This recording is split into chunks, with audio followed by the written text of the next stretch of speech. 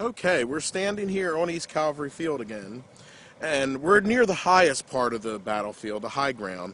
On this high ground, which is about 3 miles east of Gettysburg, about 6,300 Confederate cavalrymen who were under Major General Jeb Stuart took position here on the afternoon of July 3rd. Their objective was to exploit the anticipated success of the Confederate infantry assault that we know today as Pickett's Charge or Longstreet's assault, which was happening over in Cemetery Ridge. Now, most of the troopers that Jeb Stuart had were concealed in the woods that are in front of us, which they call Cress's Ridge. And you can see the wooded area. That's where most of Stuart's cavalry was concealed there. Some were posted on foot in and around the Rummel farm. Now I'm going to take a walk up here, and just in the distance there, you're going to see that cobblestone house and barn there. That is actually the Rummel farm. So Stuart had all his cavalry posted in the woods line, and he had some on foot over there at the Rummel farm. About 2 o'clock, Union cavalry under Brigadier General David Gregg approached from our left over this way, and they were fired on by Confederate cavalry near the Rummel barn back that way. Now, the Union troopers, which were the 1st New Jersey Cavalry, they dismounted, and with their carbines, they had a hot engagement with these troops from Jeb Stuart. Confederate horsemen charged the Union position, but the federal enforcements that were here were too much and held them at bay.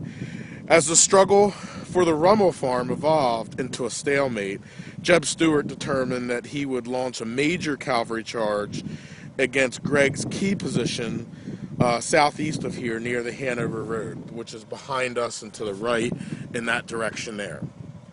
So again, this is East Cavalry Battlefield. We're going to call it the fight or the stalemate at the Rummel farm, where Stuart strikes the rear. And later I'm going to post a sketch that was made of the Union and Confederate cavalry clash here on the afternoon of July 3rd.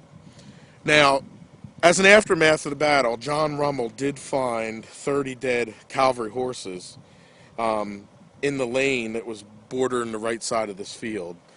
One of the statements that Jeb Stuart made was he hoped to have effective surprise on the enemy's rear. That was his position and his goal, which of course didn't happen. Now, Jeb Stuart served as the eyes of Lee's army, but at Gettysburg he was not seen. There was a scouting party that was sent out for him, and he arrived on the field well after the battle begun. So on July 3rd, he had an opportunity to cut the Union communications and supplies. However, by then, Union cavalry had stood in his way, and the position at Cemetery Ridge was reinforced by troops of the 6th Corps on July 3rd. As Pickett's Charge happened, there were troops waiting behind the ridge there, if needed, to go into battle. As far as Brigadier General Gregg, he was the commander of the 2nd Union Cavalry Division, and he thwarted Stuart's attack on the Union rear. Just as a side note, he was a first cousin to Andrew Curtin, who was the wartime governor of Pennsylvania. So again, this is the battle for the Rummel farm here at East Cavalry Field. Stuart strikes the rear. Standing here on East Cavalry Battlefield, and we're looking at a flagpole, which is to the memory of William Brooke Rawle. He was a member of the 3rd Pennsylvania Cavalry under a Captain Miller, and here on July 3rd, at one of the most decisive cavalry actions, Captain Miller disobeyed an order in this position here and struck the left flank of General Jeb Stuart's cavalry, nearly cutting them in half here on July 3rd of 1863. Rawle gave testimony about that action later on, which would get Captain Miller the Congressional Medal of Honor. Now, when Lieutenant Colonel Rawl passed away in 1915, his friends erected this pole here, this flagpole, and it sits here on the East Cavalry battlefield. It's a rusty flagpole. It never has a flag flying from it. Yet his friends gave this to him as his own monument or memorial, and it was placed here in 1915. Lieutenant Colonel Rao, after the battle, would come back here and give tours of the East Cavalry battlefield, and he was an expert in the maneuvers of cavalry. This is a real little known action and known story, and a lot of visitors, as they come here to East Cavalry battlefield, pass right by this flagpole, may not even notice the flagpole at all, or even if they do notice the flagpole, they don't really notice that there's a memorial on the front of it. Again, this is a action on July 3rd of 1863. Takes place here in an area of the battlefield that was known as Lott's Woods at this time, which is the woods lines in front of us. And just beyond the woods lines is the Rummel Farm, which I've done videos on both East Cavalry battlefield and on the Rummel Farm. But this video here today is a secret of the battlefield of Gettysburg.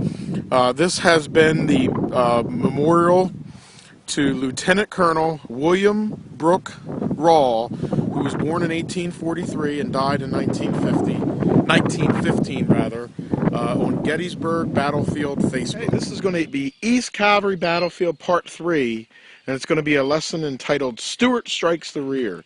Now, it was here on this high ground, about 3 miles east of Gettysburg, that 6,300 Confederate cavalrymen under Major General Jeb Stuart took position on the afternoon of July 3rd, 1863. Now, this was going on just around the same time as Pickett's charge, just about 3 miles to our west.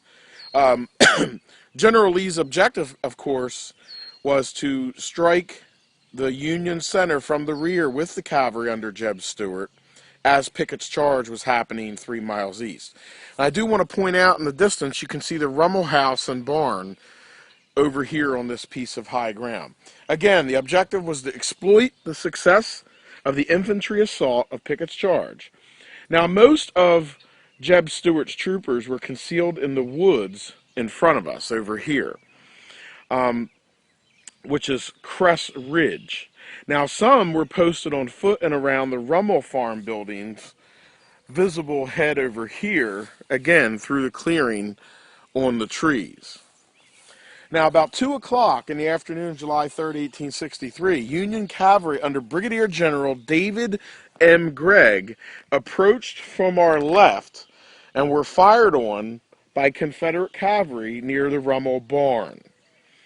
Union troopers of the 1st New Jersey Cavalry dismounted with their carbines, and a very heavy engagement began here. Confederate horsemen charged the Union position, but Federal reinforcements held them for the afternoon. As the struggle for the Rummel Farm evolved into a stalemate, a cavalry charge against David M. Gregg's key position south and east of here near the Hanover Road to the right happened. That would be in this direction over here. I do want to point out a few things. Again, the Rummel house and barn that we talked about are over here where Confederate cavalrymen were. And of course, David Gregg attacked in this direction. And the 1st New Jersey Cavalry that we had mentioned in this video, this is actually their monument sitting right over here. And again, one of the old farm lanes that led from the Rummel Farm over to the Hanover Road, which is in this distance, actually the trace of it can be seen right here in the wooded area. And this would go all the way back to the Rummel Farm, going back here through the woods. This has been the East Cavalry Battlefield, Part 3, here, the battle at the Rummel Farm on Gettysburg Battlefield Facebook. East Cavalry Battlefield, Part 4, here on Gettysburg Battlefield Facebook. And I posted a picture of the Rummel Farm taken around the turn of the century, with the farm lane leading toward the back of the house. In our last video, we shot in part 3 just over here along Gregg Avenue, and the last thing I did was show the secret farm lane. Well, that comes down to here, and the photograph that I took shows the Rummel farm back here, the original house and the barn in the distance, and then it has the road that comes up and then splits right here. And I'm standing here where the original photograph was taken, and we're going to walk down the Rummel farm lane. Now, it is called the J. Rummel farm. I believe it was John Rummel that owned the farm. There was an original log house that was built in about 1820.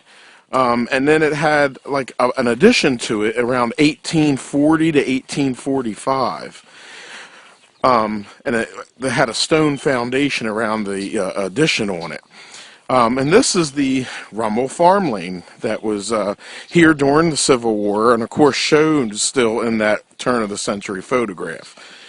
And we're walking toward the Rummel house and farm site. Now, the house that is there today was built in 1874, the stone house. It isn't the original Civil War, it's a post-war house. The barn, which was built in 1854, still isn't original. Now you can see the stone house here in the distance. And by the way, this is private property. I do have permission from Mr. Daniel Hoffman to be here. He gave me permission to shoot this video series and share it with everybody here at Gettysburg Battlefield Facebook.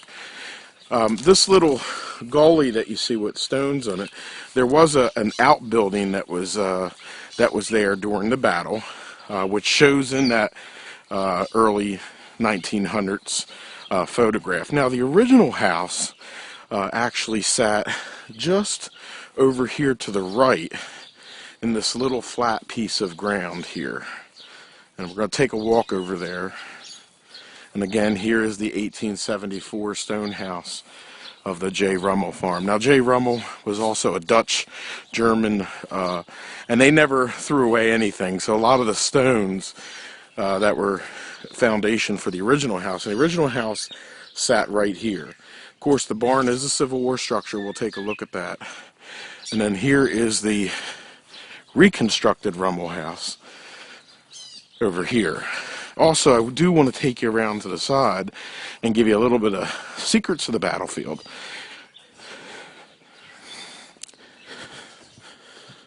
On the west side of the house is the stone that Mr. Rummel, when he built this house in 1874, he put his name up here. It says J. Rummel, 1874. And then Daniel Hoffman, when he repointed the house in 1988, he actually put DH88 right here under the windowsill.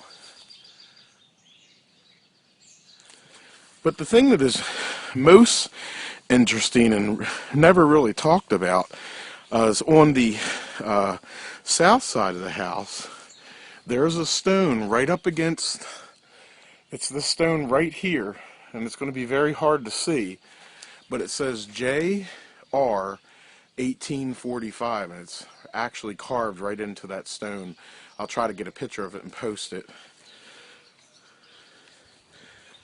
But again, this is the Rummel, the post-war Rummel house constructed near the site of the original J. Rummel farm. This has been East Cavalry Battlefield, Part 4 on Gettysburg Battlefield Facebook. This is going to be East Cavalry Battlefield, Part 5 here on Gettysburg Battlefield Facebook. And we're here in front of the 1854 J. Rummel barn. And this is the area where Confederate cavalry under Jeb Stuart were at on the afternoon of July 3rd, 1863, as they were attacked by cavalry under David M. Gregg, that were all along today what is Gregg Avenue, from Hanover Road, the New Jersey cavalry that we talked about, all attacking and firing into this direction at Confederate cavalrymen in the barn. And today, there are still bullet holes and battle damage on the barn, as you can see here. All across the front of the barn here is battle damage. And up until a few years ago, there were still deposits of lead that were still in the barn, in the wood rather. And unfortunately, someone had come by and picked them out, scraped them out. But the battle damage, this is one of the barns that still has battle damage. And of course, this is a historic Civil War barn. And as we walk in, we're going to kind of give you an idea what the barn looked like inside.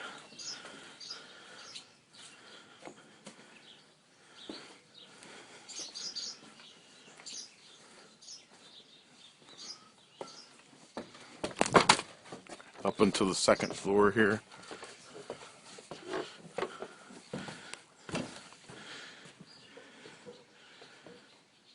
We are now on the second floor of the Rummel barn.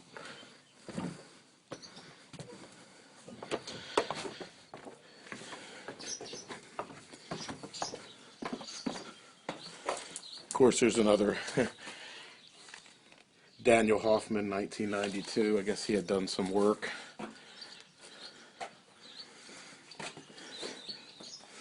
But again, this is a rare opportunity that the Hoffmans have given me to share with Gettysburg Battlefield Facebook friends on this most beautiful farm site here on East Cavalry Battlefield.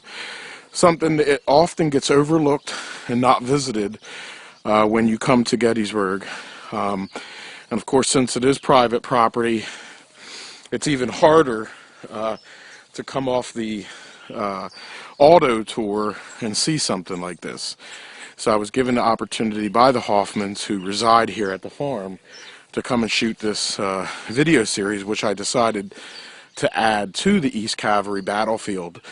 This has been the East Cavalry Battlefield, Part 5 at the Rummel Farm, the battle-damaged Civil War barn occupied by Confederate cavalrymen under Jeb Stuart, being attacked on July 3rd around 2 p.m.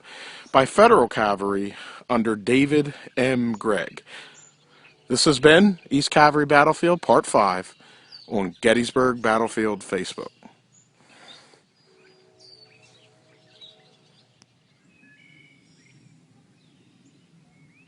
After being absent for the most of the Battle of Gettysburg, when Jeb Stuart did arrive in Gettysburg on July 2nd, after conferring with Lee, he was sent around the Union flank to this area here, which we know today is East Cavalry Battlefield.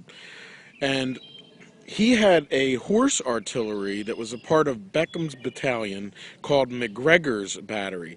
And McGregor's battery consisted of two 3-inch rifles, which you see here, and then the other two guns were Napoleon's, which we see right here. And these 4 guns took an active part in the fight as they arrived here on the East Cavalry Battlefield July 3rd, 1863, around 2 p.m., keeping up a consistent fire across these fields until the ample supply of ammunition furnished that was on its way here was exhausted.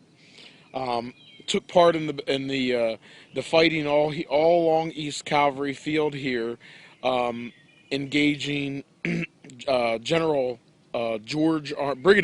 George Armstrong Custer, and the Michigan Cavalry, which is here in the distance, to the center of our camera here.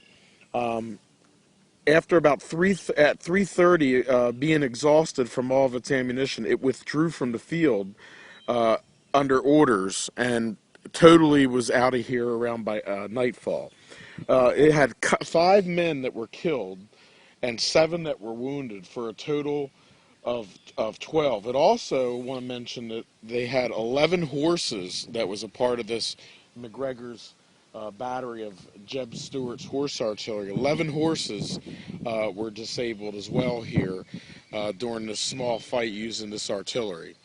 This has been Stuart's horse artillery, Beckham's battalion, McGregor's battery, 2 Napoleon guns, and 2 3-inch rifles, that took part in the actions on July 3rd, 1863, against Brigadier General George Armstrong Custer here at the Battle of East Cavalry battlefield here on Gettysburg Battlefield Facebook. Okay, we are standing here at the monument to the 1st New Jersey Cavalry. This cavalry regiment was commanded by Major Myron Beaumont. Now, they were from New Jersey, and on the afternoon of July 3rd, 1863, as Longstreet's assault, Pickett's charge, was going in the distance over here, there was a demonstration over here on the east side of Gettysburg, today as East Cavalry Field. Confederate troops under Jeb Stuart were actually posted in the distance in that barn known as the Rummel Farm. The Rummel Farm barn, which you can see there in the camera, there were Confederate troops that were posted there. And David Gregg's cavalry came from this direction toward our camera now. And as they were coming, they were fired upon by the Confederate cavalry under Jeb Stuart.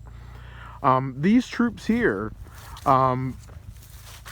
dismounted, some of them dismounted, the other ones stayed mounted, and they held this position for several hours and repelled the charge of the enemy cavalry. Now, the enemy cavalry, Jeb Stuart's cavalry, after a period of time firing into this area where this monument stands today, they decided on a charge, which they would come across the Rummel Farm toward this area, and it was to lead out to the Hanover Road there in the distance. But this particular regiment here, the 1st New Jersey Cavalry, under the command of Major Myron H. Beaumont, and they were 2nd Cavalry Division of the 1st Brigade.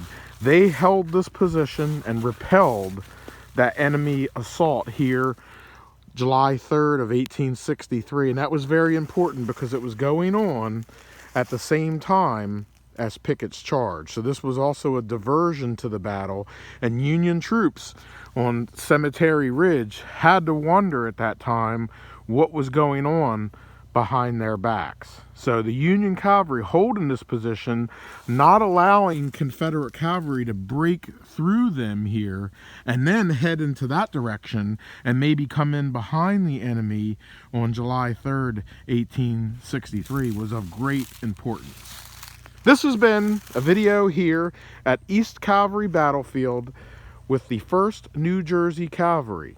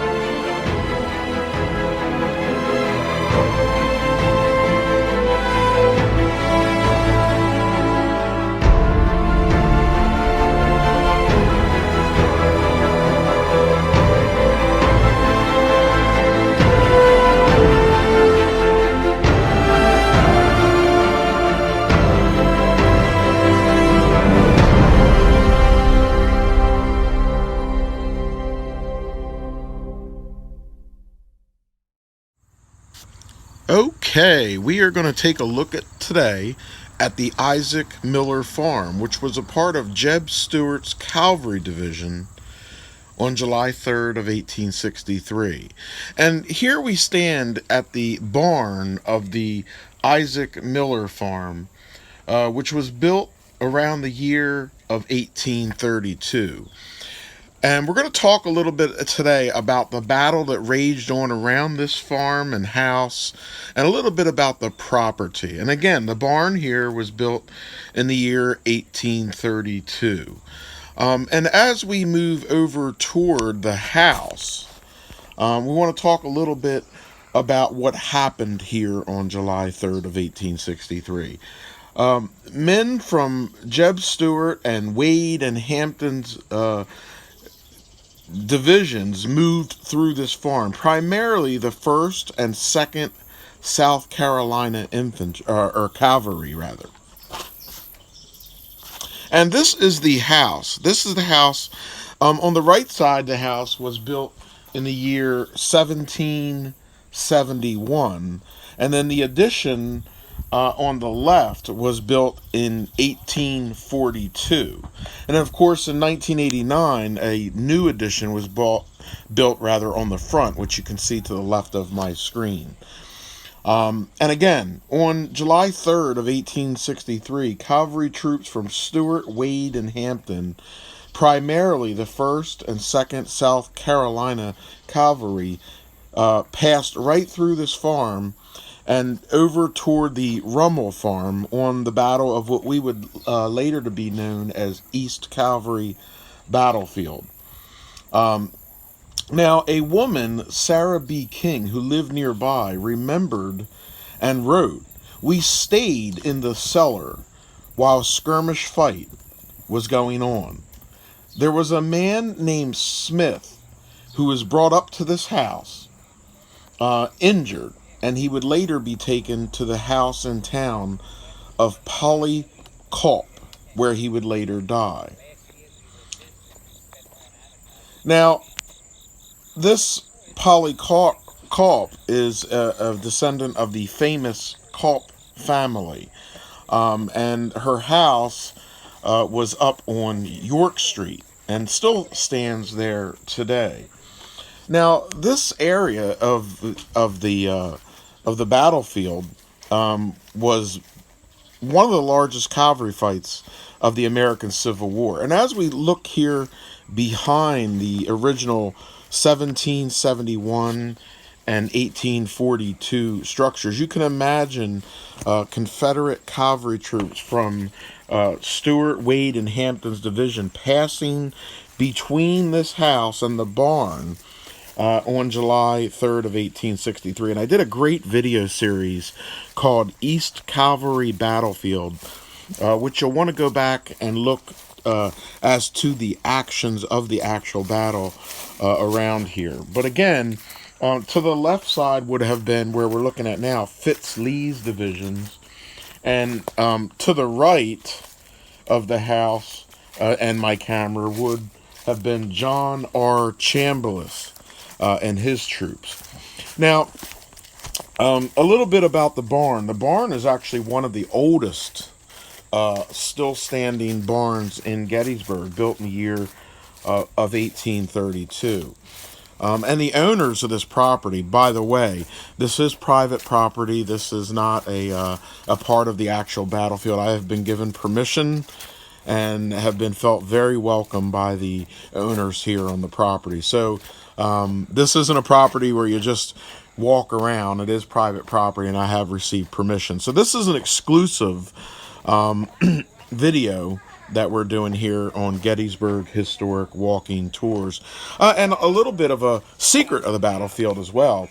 The property owner, about 25 years ago, had actually found a road, original road that was used during the Civil War by Confederate cavalry troops, which goes behind the woods here in the barn and back across a little tiny stone bridge. And today they use it They've built a little structure back there and used the natural fortifications of the rocks to have like family get-togethers and barbecues. But this little tiny stone bridge takes back to, over a water source, actually, which today feeds Lake Heritage. And we're going to go ahead right now and take a walk through that pathway.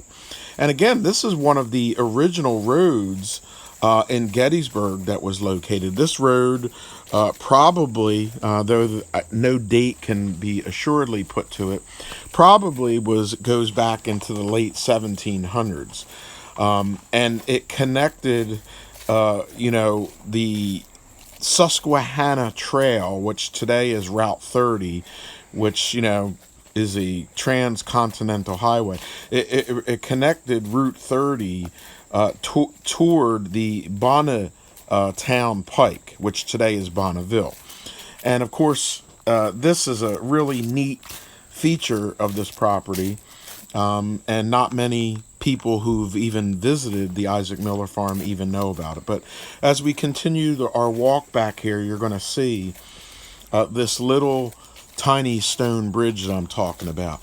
And this is an amazing spot here on July 3rd, 1863, because as you know, the battle is nearing its end. Pickett's charge is happening. Here are Confederate cavalry trying to break through on the east side of the town to get and come behind the Union lines. Now, here we are at the little stone bridge you can see there right in front of us with the little creek going underneath of it.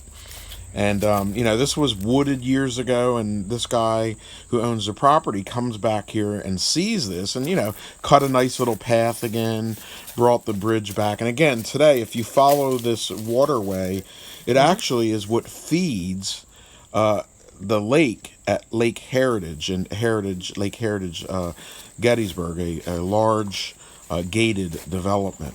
And again, the family uses this area today. Back here, you see these little outcroppings of boulders. They actually have a little barbecue pit there, and they have family get-togethers.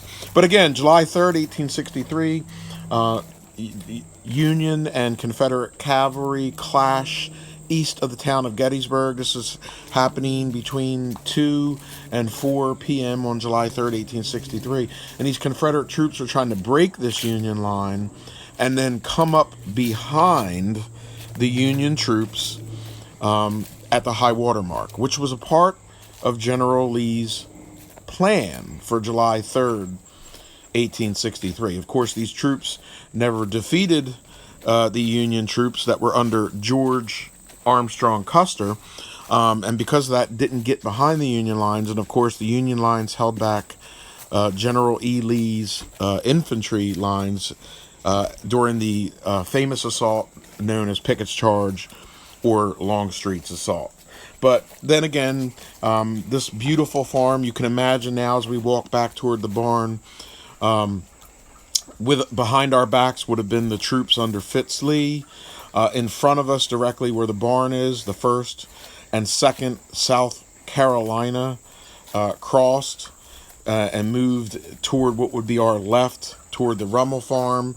And then in the distance further would have been the troops under John R. Chambliss, the 10th Virginia, the 1st Virginia, and they would have moved all the way into the Rummel farm, which was another video that we did here on Gettysburg Historic Walking Tour. So again, I hope you have enjoyed your tour of the Isaac Miller farm here. The house, 1771, edition 1842, another edition 1989, and the barn from 1832. And I do want to thank the owners for their permission to do this tour on their private property. This has been another video, the Isaac Miller Farm, with your historian, Frank P. Marone, Jr.